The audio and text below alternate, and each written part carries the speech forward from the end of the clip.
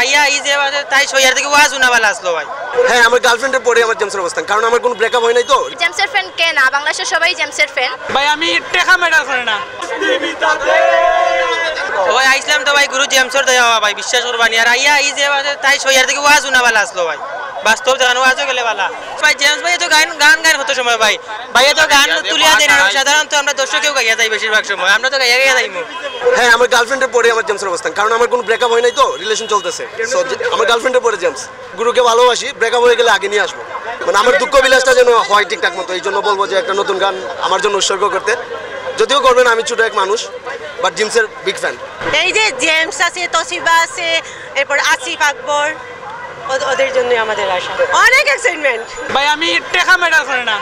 James হইলে গিয়া মানে আমি মনে করি যে বাংলাদেশ সমাজে তার যা ফ্রেন্ড আছে, মানে ফ্রেন্ড সার্কেল আছে, আমরা ফ্রেন্ড সার্কেল হয় জেমস তার মানে অন্যতম একটা ফ্যান। তো অবশ্যই জেমসের ফ্যান কে না, বাংলাদেশের সবাই জেমসের ফ্যান। আর আসিফ আকবরের গান কখনো শোনা হয়নি, সো এইটাতে একটা ইন্টারেস্ট আছে যে দেখি শুনে কেমন লাগে। উনি তো অনেক জনপ্রিয় শিল্পী, অনেক বছর স্টেজে উঠেননি, এবার অনেক বছর পরে হয়তো সিলেটেও আসছেন, তাই আসিফ আকবরও আমাদের আকর্ষণের একটি মূল দিক আর কি। না, এর আগে লাইভ কনসার্ট দেখি নাই, বাট এবারই প্রথম।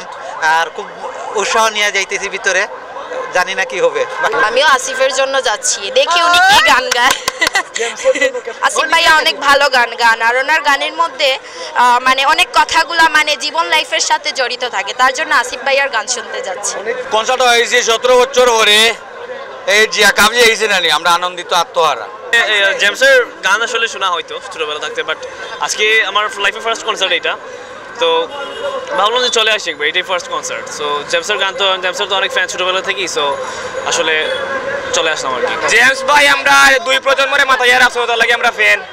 আমরা মনে করি যে এরকম প্রতিবারে সম্মান দেওয়া উচিত, এই জন্যই অনেক এক্সাইটমেন্ট। লাস্ট যখন এসেছিলেন তখনও গিয়েছিলাম, এখনো এসেছি।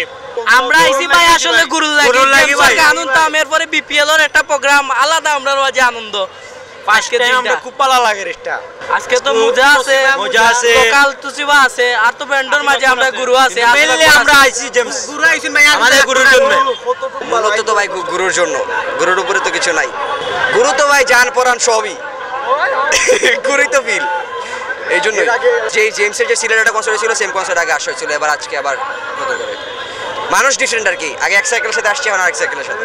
এই তো কাহিনী হচ্ছে, গেটটা বন্ধ না করলে ভাগ্যটা ভালো, গেট বন্ধ করলে শেষ।